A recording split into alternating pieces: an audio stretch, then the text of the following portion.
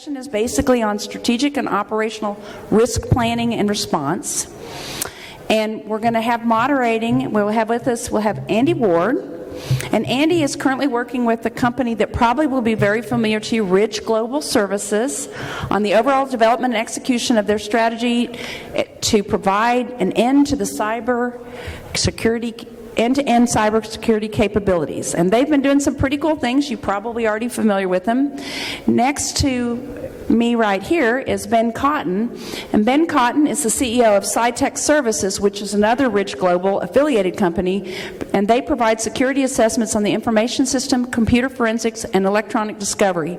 Ben's using the skills he's gained from his military service experience and special operations to meet the needs of the government and commercial clients, and leads the incident response and litigation support engagements.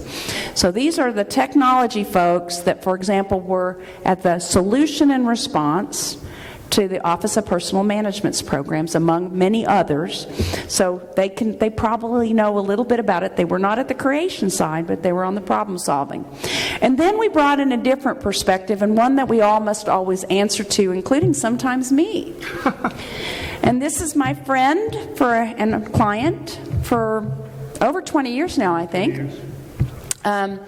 Mike O'Hare from BDO Alliance USA has been the executive director for them. I met him, I think, in his first week to Dallas, or before he was actually moved.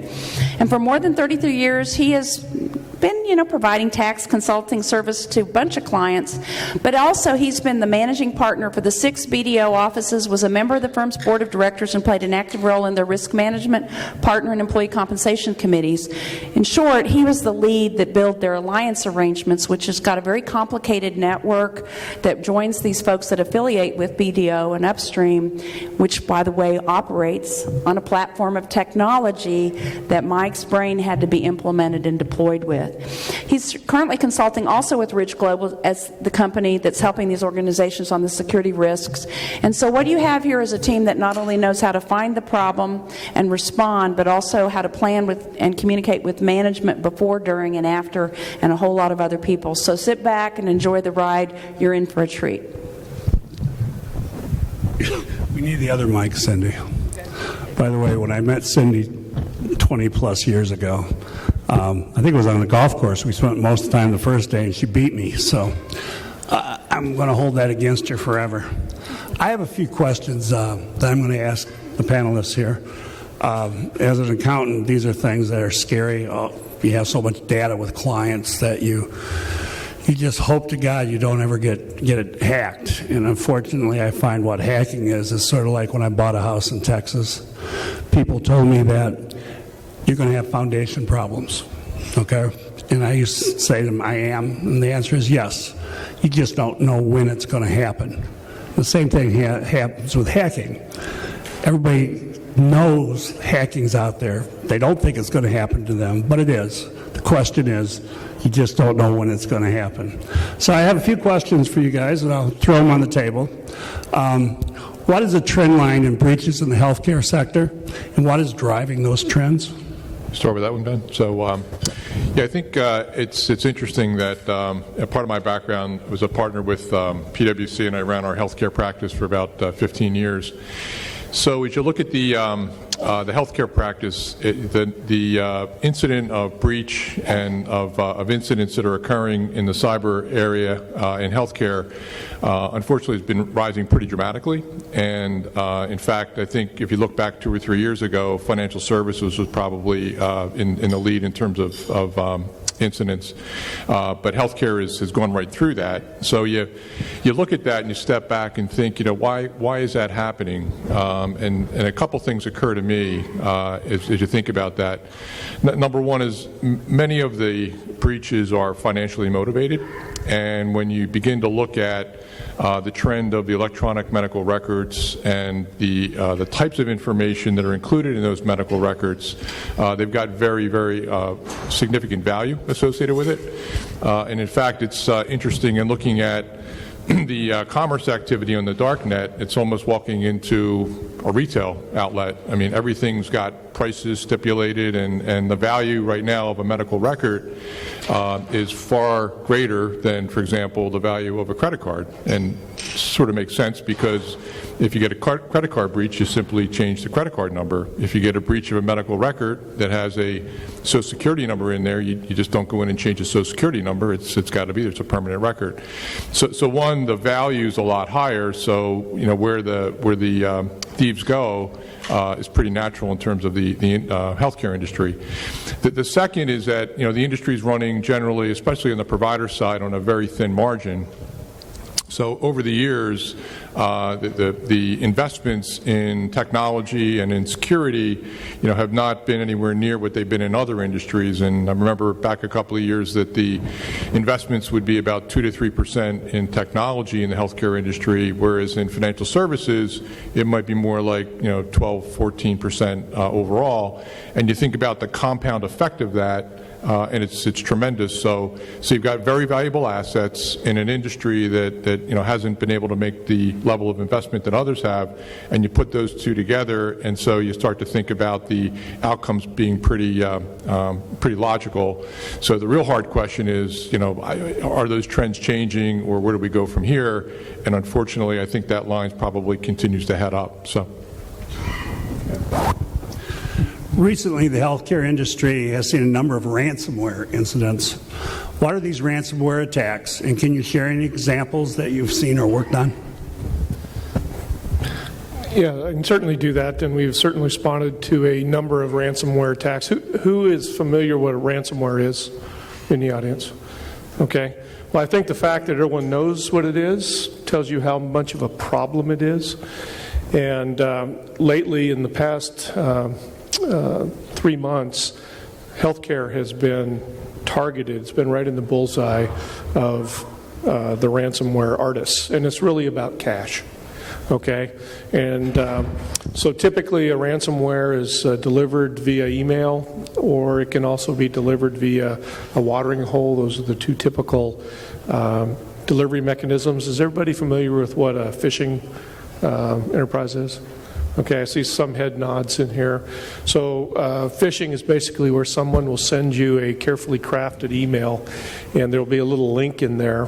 One particular client that is now a client, wasn't a client before this happened, but it was delivered to a lady who happened to be working in the allergy section of the hospital, and it was an email that was titled Invoice Overdue.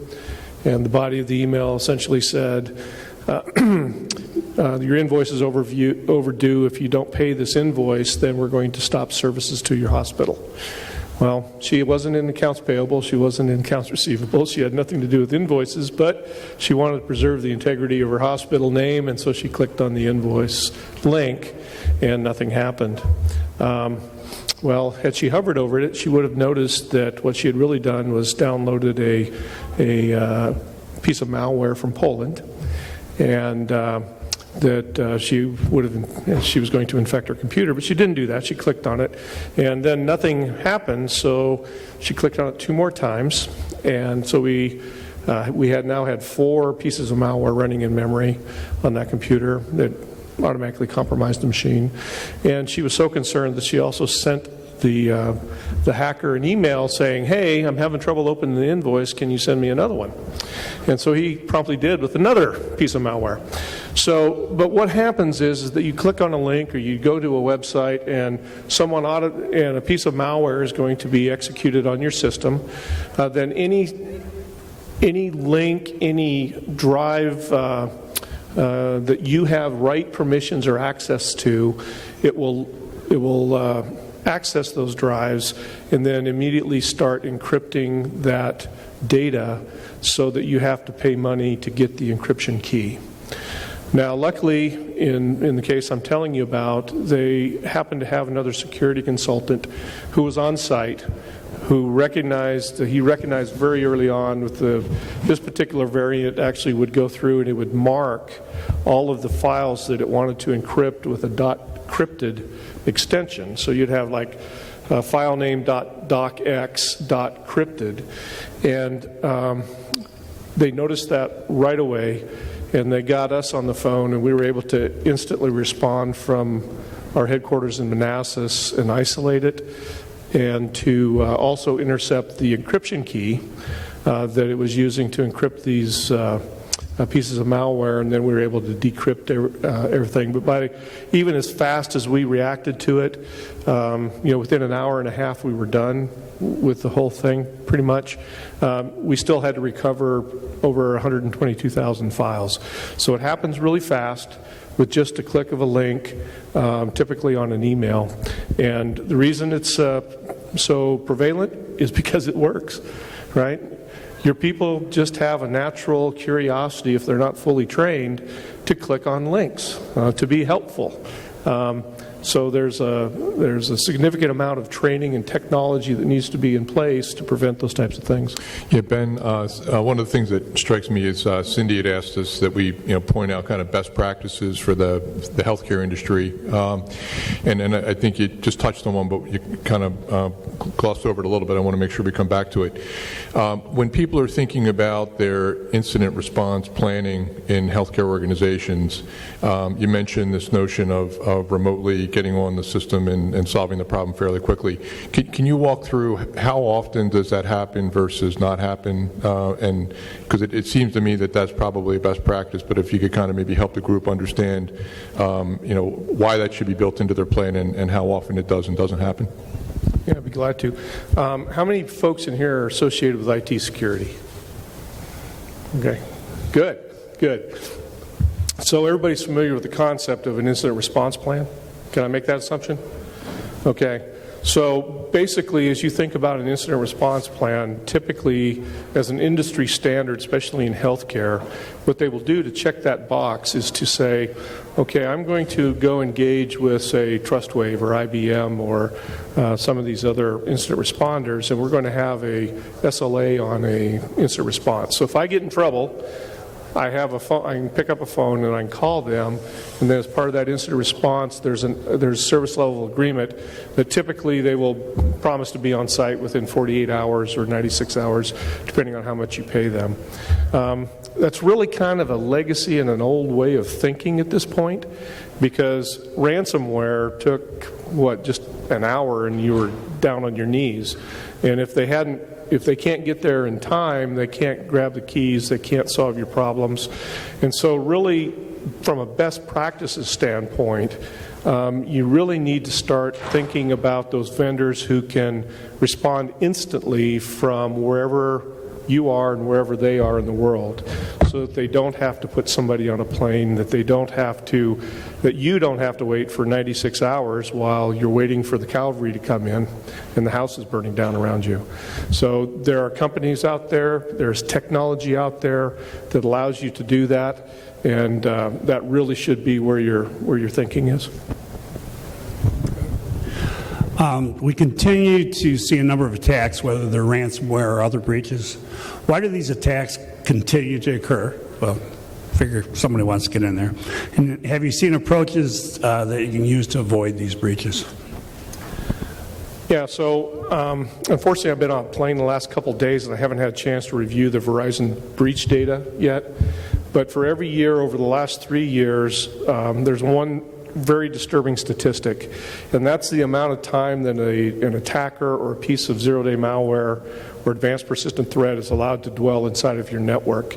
So last year it was 226 days. The year before that it was in the low 200s. That average has been increasing every year. Okay, so when you think about that, it means, one, that we're probably not doing a very good job about things, and two, if you understand how advanced persistent threat works, how zero-day malware works, the only reason that those things are allowed to dwell inside of a network is because fundamentally we have a lack of visibility on what's going on inside of our own networks. So just with a show of hands, how many of you in your IT security shop can sit down at a terminal and say, tell me every single process that's running inside of my environment now? One person? Okay. So how many of you at your facilities have security cameras on the doors and the outside and all of that stuff, right? Everybody, why do you have those? Well, you have those so you can see, so you know what's going on inside of your building, right? And it's about understanding what's going on, understanding who is getting in your building, who is coming down your hallways, who is doing those things from a physical access. We need to have those same concepts and that complete visibility inside of our networks. And I'm not talking about antivirus, I'm not talking about IDSs, because fundamentally those things are only going to pick up what they are scripted to pick up, what they're programmed to pick up. Now, you can get fancy with your marketing and you can say, well, I've got algorithms that do heuristic behavior detection and blah, blah, blah, blah, blah. But fundamentally, when you think about it, what's an algorithm, right? It's a mathematical equation that is a signature of activity that somebody has said, okay, in order to do this, you have to do this. Well, hackers don't have to do that, right? And so fundamentally, unless you can identify every single process that is running on every single endpoint in your network simultaneously, you are going to be susceptible to advanced persistent threat lingering and exploiting your networks. I like to equate it to cockroaches, right? If you don't have a flashlight to shine in those dark corners, you're never going to see the cockroaches. And it's the same thing with advanced persistent threat. You need to have complete visibility in your network. Yeah, just the title of our presentation today is around operational risk. So I'd like to maybe tie that back to the whole notion of operational risk. And when you think about risks, you think about completeness and accuracy. So you know that if you're testing something, if you know you've got 100% of the population, then you have your completeness. And if you know what's happening within that population, then you have your accuracy. So it's interesting, and it's telling that why do all these incidents continue to occur, right? And I think that we had one individual raise their hand that really had visibility into 100% of what's going on inside of your network in terms of the processes that are running. So once you, and there is technology in the marketplace available to do that. So once again, back to the notion of best practice. But if you have visibility into 100% of the processes that are running, then you've got your completeness, right? You know everything you're dealing with inside your network. So the accuracy component comes in to say, okay, fine, now I have my handle on 100% of those processes, but what is running in those processes? And many of those processes that are running are going to be good processes. They should be there. That's how we do business every single day. But some of those processes are going to be known malware signatures that are out there that invariably with all the clients that we work with, you will see a buildup of that known malware on those in those processes, on those endpoints that have to be dealt with and eradicated.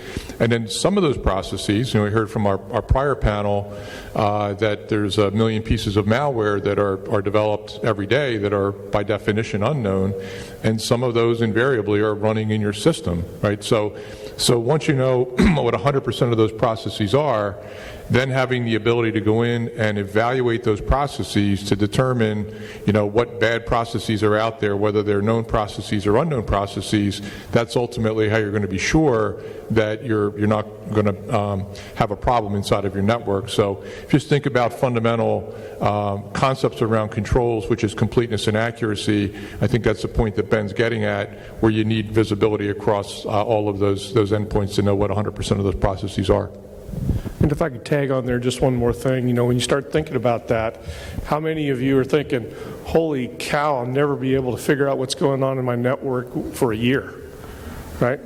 Because if you're starting to get down that granular on every process, known good, known bad, and unknown processes, and then be able to rapidly analyze those unknown processes, you're thinking time, right? You're thinking false positives. Well, there's technology out there today that can do that in about 12 minutes across your entire network. So when, the conventional way of doing business with antivirus and IDSs and things, you need that. You need as much obfuscation and as much sorting the wheat from the chaff out as you can get. But the critical pieces inside of your network from a risk perspective really are those endpoints. And if you take a look at the data, 96% of all the breaches that weren't part of somebody leaving a computer somewhere involved execution of unauthorized programs or malware on an endpoint. Now, the purpose of that malware can be varying. It can be to escalate credentials. It can be to actually grab control of a system. But 96% of the breaches involve escalation of a program that wasn't supposed to be ran on an endpoint. And I'm sure we're the last one before it's time to have a drink, so I'm not going to, want to make sure we don't hold them up this long. Your firm was involved in discovering the breach at OPM, okay? Are you able to disclose to us some information with regards to that breach, the discovery? I can talk a little bit in general terms about that. We actually discovered that as part of a demonstration of our services and our software product Cypher, and we discovered that in about 12 minutes after we put it on the endpoints, and it was a shock to everyone because normally you don't see that on a demonstration, and I certainly didn't know that they had actually put my agents inside of the production environment, which was, I don't know how many federal regulations they violated by doing that. But it was fortunate for us as taxpayers they did, because we discovered 3 running processes as part of our analysis. We did that very, very quickly. And at that point, we rolled into a full-blown incident response, supporting OPM on finding out where it is, where it was, kind of how it got there, and then supporting FBI and U.S. CERT in as they did the incident response piece. But when I'm talking about being able to look at every single process on every single computer, that's what we did for OPM, and we discovered that in about 12 minutes after we ran our demo. Yeah, and I think it highlights a point that you were making before, because I think OPM felt like they were using the state-of-the-art technology in there, and that breach had gone undetected for, as I recall, over a year, right? Yeah, I'd been in there for well over a year, and they had what would be considered a very robust stack from a capability standpoint. They had their gateways, they had their I don't want to get into naming exact specific vendors, but they had the big names, right? They had it on the gateway, they had it on their web gateway, they had it on their email, they had it intrusion detection system, they had one of the leading forensic tools, enterprise tools out there with their cyber module edition. None of that had picked up this malware. The malware that was there was actually, it was rootkitted. Everybody know what a rootkit is in here? So for those who didn't know, the rootkit is designed, it's a program that's designed to mask all the processes and files associated with the malware from the user and from the system. And so in the OPM case, it was a rootkitted technology, and it was sitting there fat, dumb, and happy, sending out everybody's security SF-86s. If you're familiar with that, if you've ever had a clearance, it's what you apply for a clearance for. It's a form for applying for a clearance for the U.S. government. And so they were sending out those things for over a year after they were breached.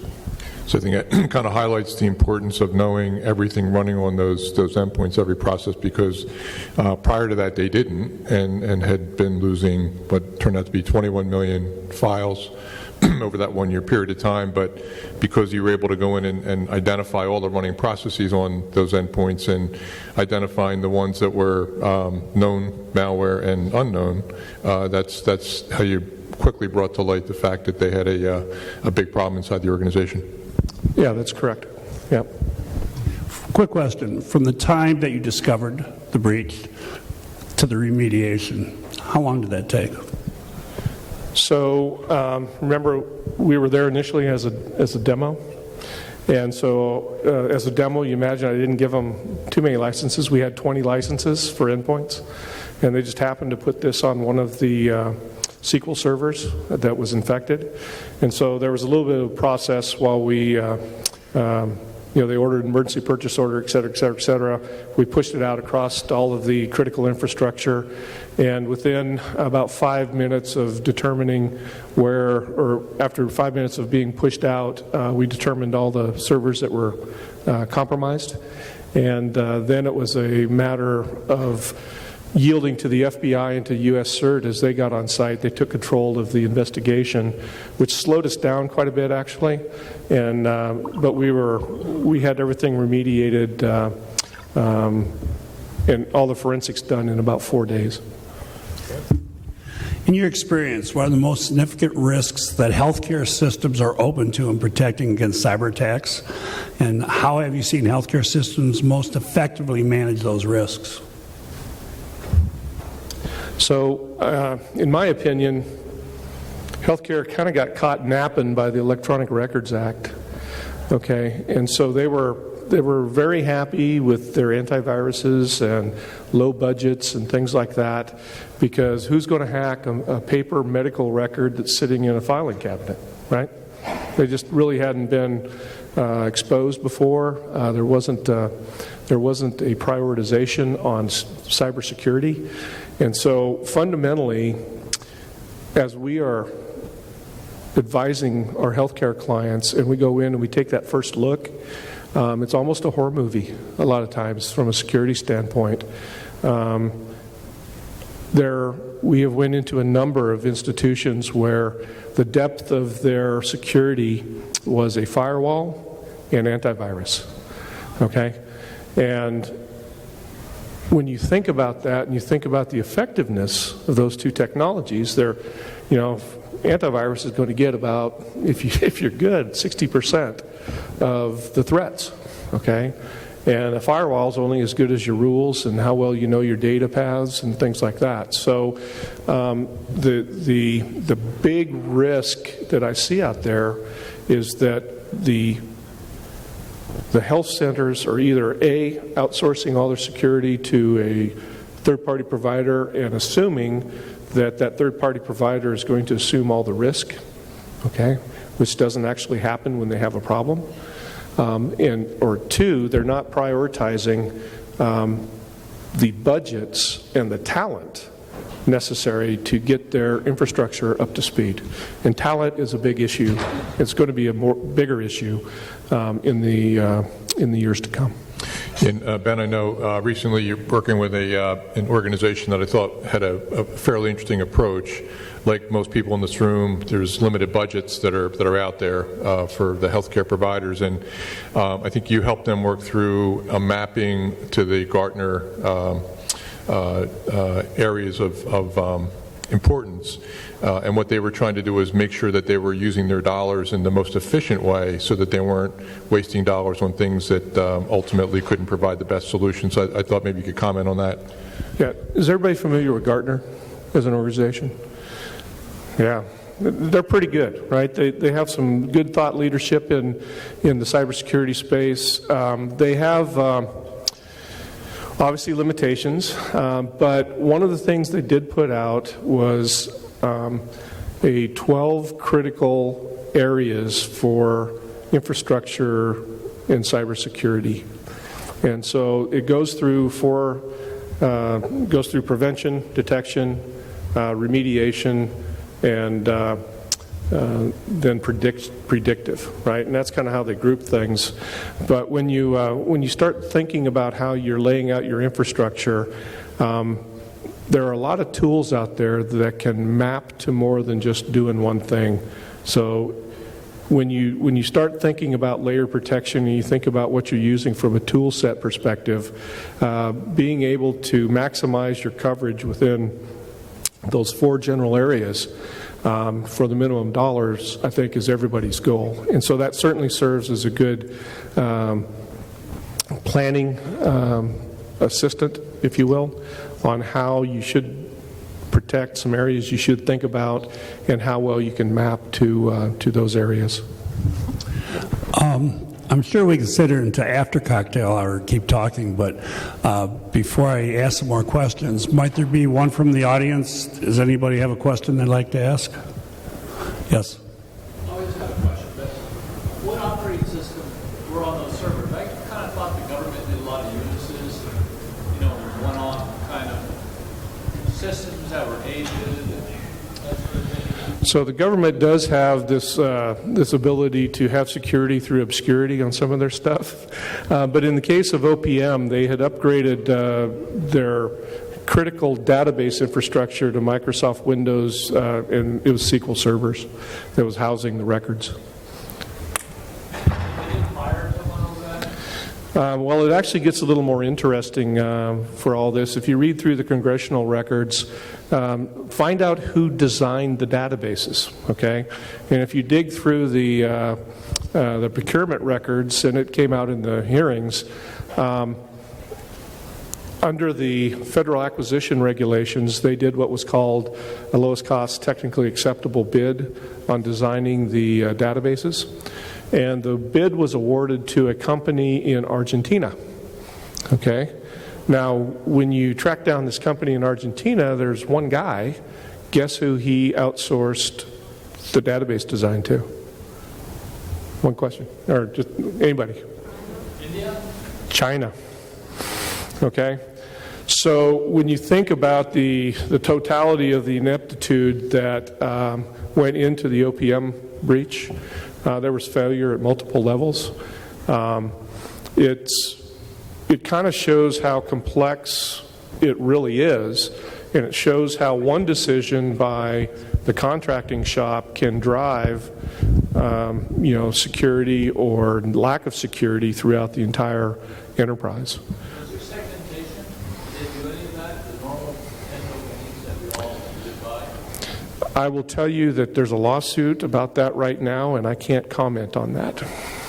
Yeah, I think it's important to note that a lot of what you're commenting on, Ben, is either in the congressional record or there was a lot of publicity in the Wall Street Journal as well as in Fortune. So I think a lot of what you're commenting on is in the public record. But as you indicate, there's a lot that you can't talk about that is not in the public record. That is correct.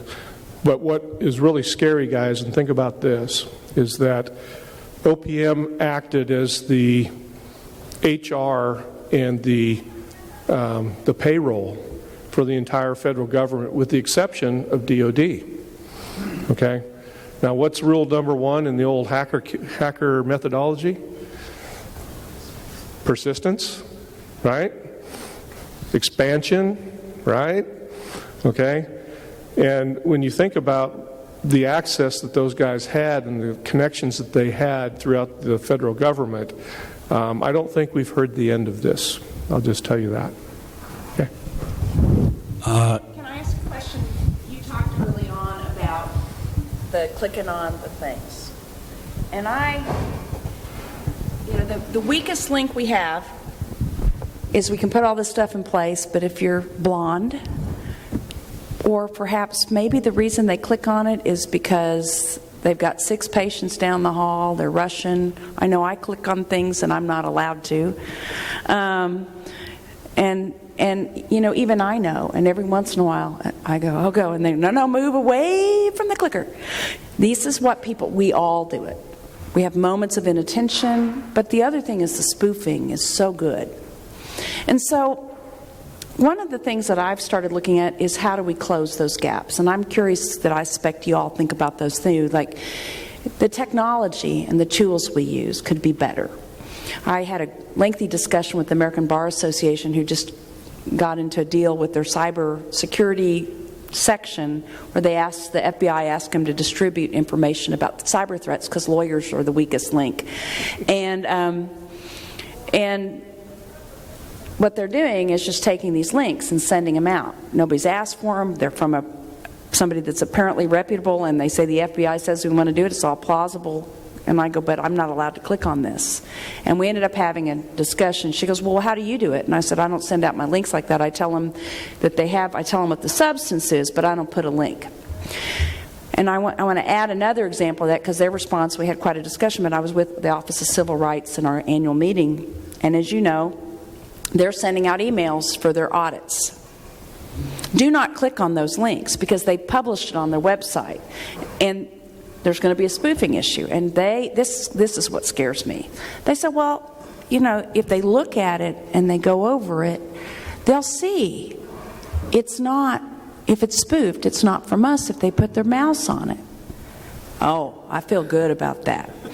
So there are things like that, or when you have to call when there's a suspected breach monitoring, and you have to tell somebody in India who is not subject to jurisdiction of the United States everything you need to know when the data shows that there's somebody internally in there usually helping to facilitate. There's a lot of things I think we need to think about beyond the technology, so all these efforts are there, and I wonder what you're thinking about those issues too. How do we protect us from ourselves? How do we protect us from ourselves? Well, that's a pretty good question. One thing I will say is that our adversaries are very smart.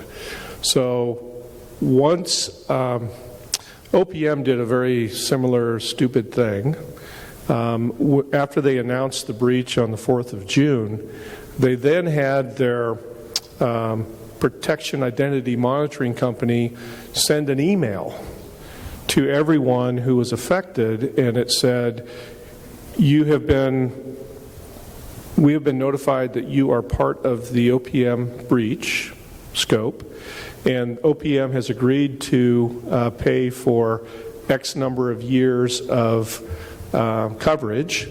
Please click here to sign up. So how long do you think after that email hit the wire that our adversaries had changed that link?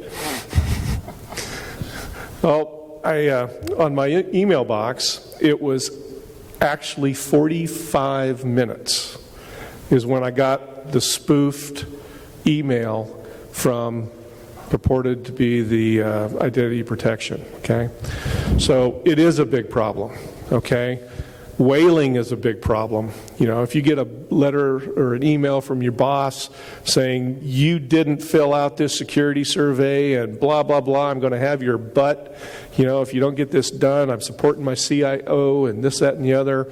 Click this link, get it done now, or we're not in compliance with such and such a regulation, right? I've actually seen those emails, okay? They're very good, okay? But they're going to land you in trouble. Okay, you click on that link, you're guaranteed to be owned that quick. So what do I recommend? So there's some very good technology out there that does two things. And the first thing is it isolates that user space and helps protect the system from you.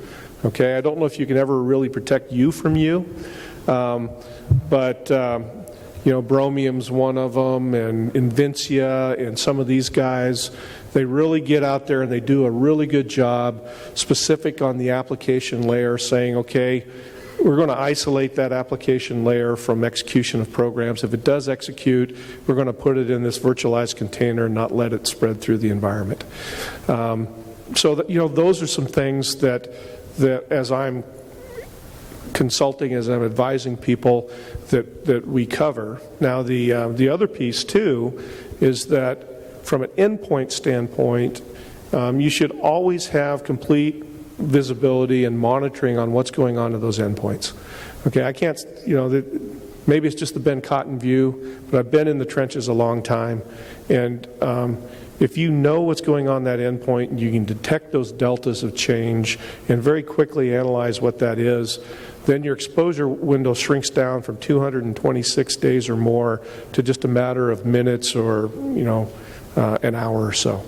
And when you think about the exfiltration of data, that takes time. You can get ahead of them. You can chop them off at the knees. Yeah. I'm blown away. In the military, they have,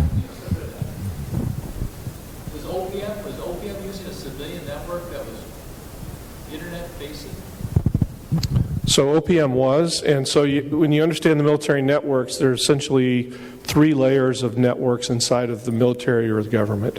The first one is what they call NIPRNet, which is an unclassified, internet-facing, accessible network.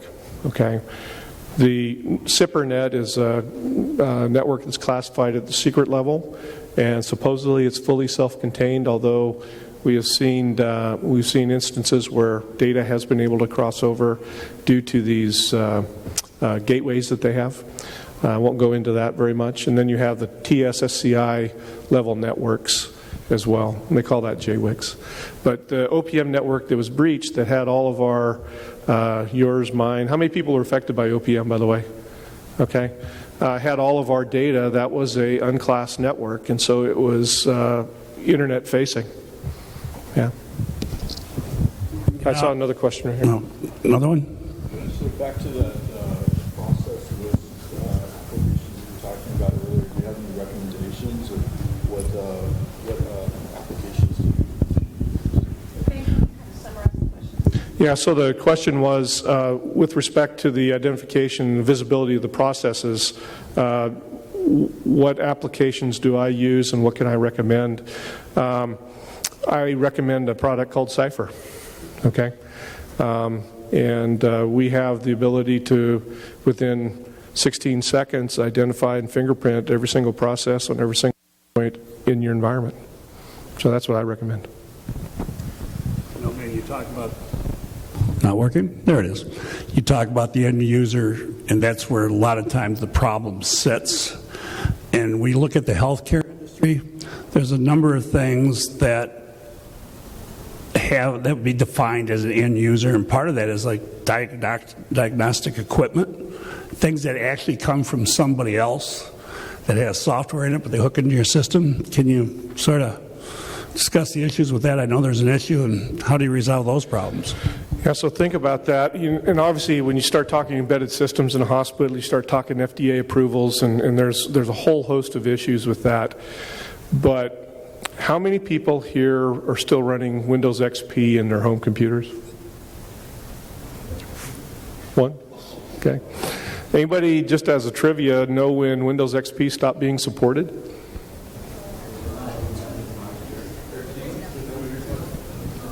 2013? Yeah. Okay, and that was because they originally tried to chop that off 4 years before that, if I remember right, and they discovered they couldn't because too many people were using it. But they stopped support for Windows XP, roughly 3 years ago. How many of the embedded systems do you believe are running Windows XP? Huh?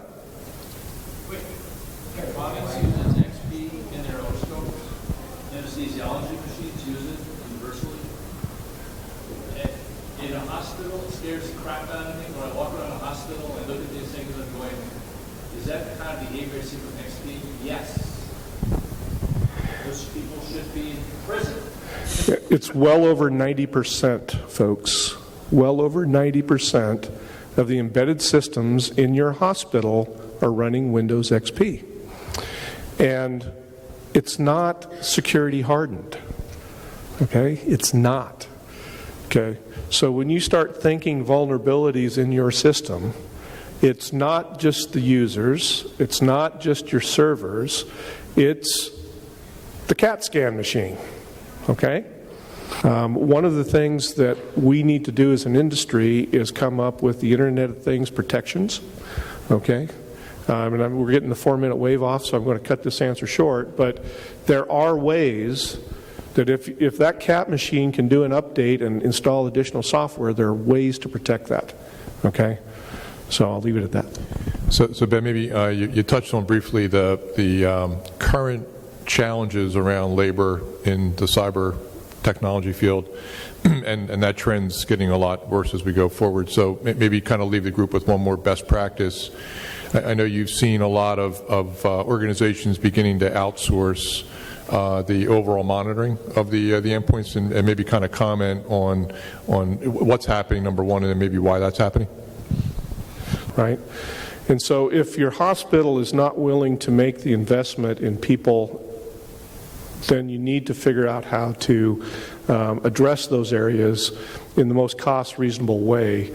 And a good number of our clients have decided that that is through outsourcing, finding a valuable partner, someone who can maintain that data pool of the skill sets, and then be able to act as your outsourced partner in your security, your incident response, your monitoring, those types of functions. And if you pick the right vendor, that's a good relationship. If you pick the wrong one, you just left you're paying a lot of money for not much return on your value. But you pick the right one, and then that talent pool, you don't have to worry about maintaining and hiring those $150,000 a year guys. You've got some people that really understand what's going on from a process, from a forensics, from an incident response, and an infrastructure standpoint, and it's a good fit. So, it's a decision that you need to make as a hospital from a security strategy standpoint. Can I do this, or should I outsource? So I think we're about at the end of our time, but just wanted to kind of close here that having spent 12 years running the healthcare practice at PwC, I'm just blown away by just the tremendous capabilities inside of our healthcare organizations and what we've done with life expectancy and everything else, and a lot of the technology investments that continue to come through the U.S. healthcare system. Clearly the best in the world, absent all these crazy stats you see out there, but clearly the best in the world. So I think in working with Ben, what struck me is that an objective should be to have the security system within the organizations catch up to the other tremendous things we're doing around expanding life expectancy and a lot of the unbelievable technology that we're bringing into health in the U.S. and around the world. So we work on that every day. Ben's highly committed to it, and I think he's developed some really good capability around that area. So with that, Cindy, we'll kick it back to you. Are they great, guys? Let's give them a round of applause. As we wind up here, if I can take just a minute, I want to share a last piece of perspective, because we've got folks that deal locally and nationally, internationally. I work a lot internationally. Several years ago, 2 or 3 years ago, I was in Canada. I'm going back this year in Quebec and Montreal. The American Bar Association thought it was a good idea to liquor a bunch of lawyers up, take them to the curling club and let us try it. And one of our colleagues fell. And there's a whole different system in other countries. And they wouldn't take this guy who had already had a heart attack, was 68 years old, and had an open wound and was unconscious for 5 minutes. So I put him in a cab and I took him to the hospital where Liam Nielsen's wife died. Okay, so it was a fascinating experience. It was the highlight of my trip. I now have a Canadian health insurance card, but we were there, and what you rapidly find out in the rest of the world, it takes 2 pieces of paper, and they don't care about privacy. It doesn't matter. It's like being in a MASH unit. I was able to interview everybody else. They were interviewing me after we're done. They gave me a tour. We didn't have to worry about walking into patients' rooms without permission, and I was perfectly allowed to videotape. I don't know what the Office of Civil Rights problem is. When we look at our system, we are being asked to take care of patients while we tap dance, rub our tummies, and drive our cars and put our eyelashes on. You've got a challenging job. You need to band together, you need to speak up, and we need to have more discussions like this that get to this granular level. We got a lot of work to do, so keep coming back, bring your friends, volunteer, make some suggestions, go listen to the general session. But get started now about telling us what you want to hear next year, who we should be putting at the table, what those topics are, because we've got to get a lot more people in the room because we got a lot more work to get done. Thank you so much for being here today. One final round of applause for these rock stars.